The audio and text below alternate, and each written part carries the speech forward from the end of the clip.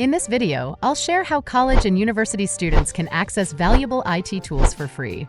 These tools are essential for learning and development. Let's dive in. 1. GitHub Student Developer Pack. The GitHub Student Developer Pack offers a bundle of free and discounted software tools and training resources. These include services from providers like DNSimple, Microsoft Azure, Namecheap, Stripe, SendGrid, and Udacity.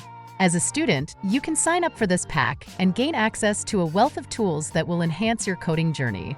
2. JetBrains Student Developer Kit. If you're a student, you're in luck.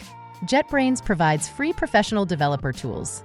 This includes full versions of all their IDE's integrated development environments, such as IntelliJ IDEA Ultimate, PyCharm Professional, CLion, and Writer. To get these tools, simply apply for the JetBrains Student Pack. You'll receive a year-long subscription to their desktop tools, which are incredibly powerful for coding and software development.